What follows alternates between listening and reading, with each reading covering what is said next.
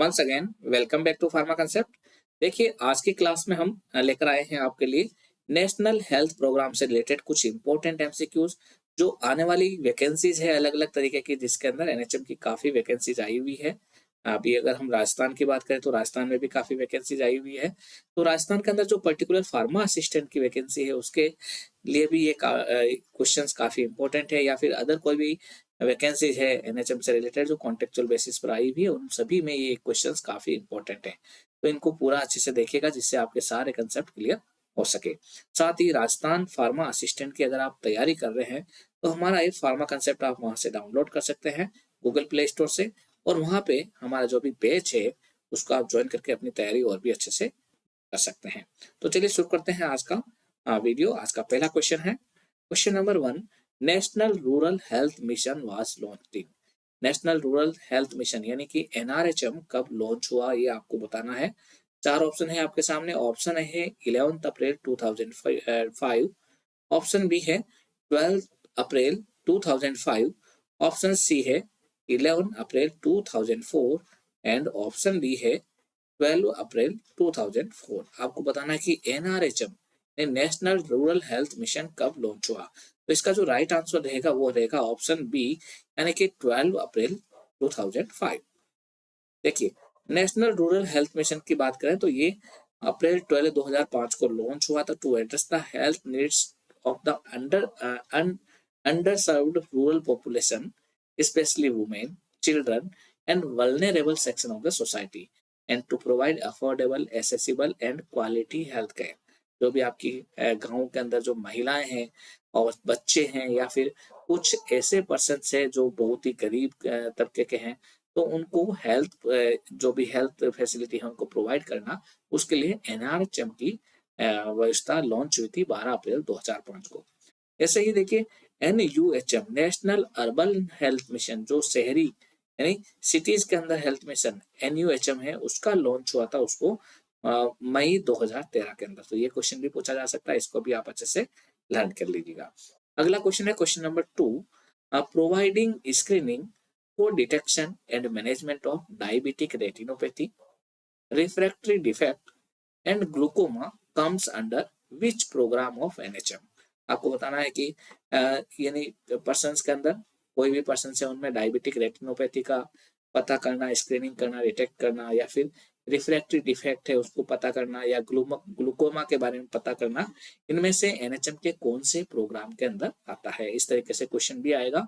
मैं आपको कुछ प्रोग्राम्स जो भी एनएचएम के हैं उनके बारे में भी बहुत ही जल्दी बताने वाला हूँ। पहला ऑप्शन है एनपीसीबी, ऑप्शन बी है एनपीपीसीडी, ऑप्शन सी है एनएमएचपी एंड ऑप्शन डी है एनटीसीपी। तो यहाँ पे जो राइट आंसर है वो रहेगा आपका ऑप्शन ए, यानी कि एनपीसीबी। इस तरीके का क्वेश्चन भी पूछा जा सकता है। आपको इन सभी की फुल फॉर्म मालूम होनी चाहिए। अगर आपको इनकी फुल फॉर्म मालूम है तो आप इसका आंसर आसानी से दे सकते हैं। जैसे कि एनपीसीबी का मतलब होता है national programme for prevention and control of blindness. ये आपका आता है जिसमें अपन डायबिटिक रेटिनोपैथी, रिफ्रैक्टरी डिफेक्ट या फिर ग्लूकोमा के बारे में स्क्रीनिंग करते हैं, डिटेक्शन करते हैं।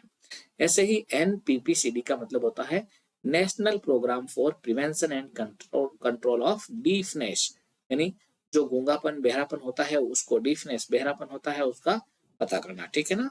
नेक्स्ट है एनएमएचपी। एनएमएचपी का मतलब होगा national mental health programme. And last है एनटीसीपी, जिसका मतलब होता है नेशनल टोबैको कंट्रोल प्रोग्राम।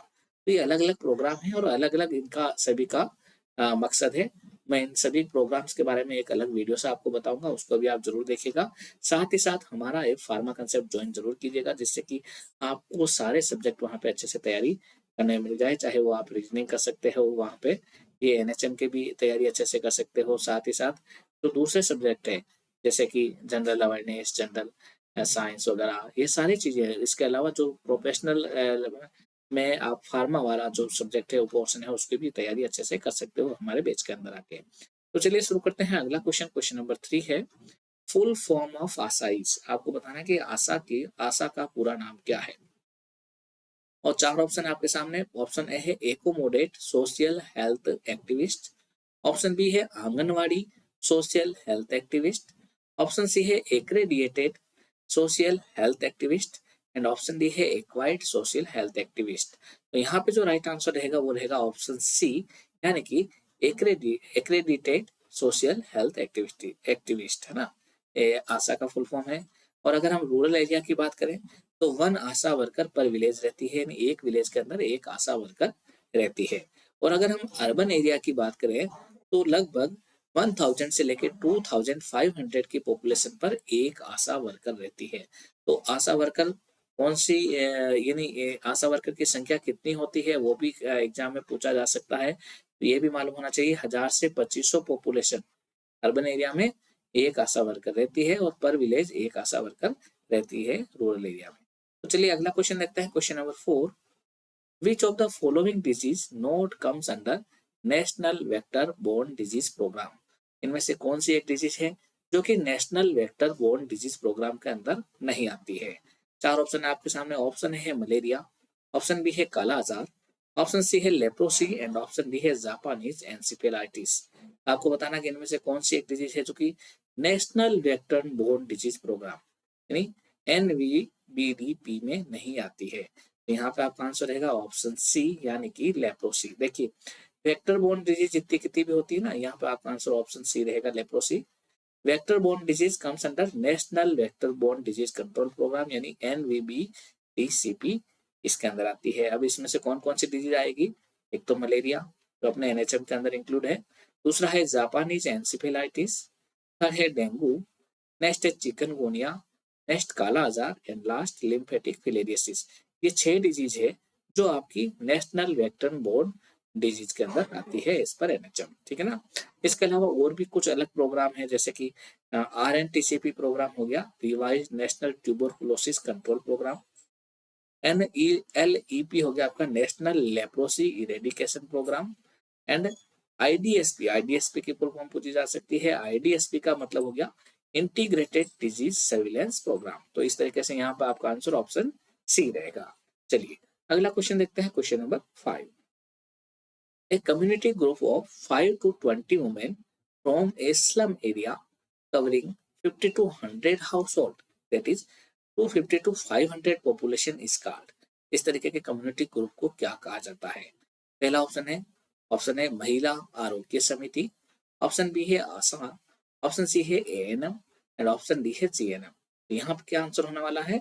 यहाँ पे आपका राइट आंसर रहेगा ऑप्शन ए, यानी कि महिला आरोग्य समिति। देखिए महिला आरोग्य समिति से community group of 5 to 20 women from A slum area. कोई भी स्लम एरिया होता है वहां पे 5 से लेकर 20 वुमेन का एक कम्युनिटी ग्रुप होता है, वो होगा आपका महिला आरोग्य समिति, जो कि लगभग 50 से लेके 100 हाउस होल्ड यानी 50 से लेके 100 परिवारों को कवर करता है, जिसके अंदर 250 से लेके 500 पॉपुलेशन रहती है। They are involve in behaviour change promotion and communication on health and hygiene and facilitating community risk pooling program in their coverage area। यानी ये वहाँ जहाँ पे भी इनका कवरेज एरिया है वहाँ पे जो भी आपका कोई पर्सन्स के अंदर या फिर कोई कम्युनिटी के अंदर बिहेवियर चेंज रहता है या फिर कम्युनिकेशन में कोई हेल्थ या हाइजीन से रिलेटेड कुछ कोई भी रिस्क पुलिंग होती है तो उसमें वो इन्वॉल्व होती है ना। इसके ऊपर होती है ना इनकी लीडरशिप, जो महिला आरोग्य समिति है उनकी लीडरशिप कौन करती है? आशा। अर्बन एरिया में महिला आरोग्य समिति की लीडरशिप आशा करती है। आशा में प्रोवाइड लीडरशिप टू MAS यानी कि महिला आरोग्य समिति। तो इस तरीके से अगर आप और भी क्वेश्चंस देखना चाहते हैं तो हमारे चैनल को जरूर सब्सक्राइब कीजिएगा।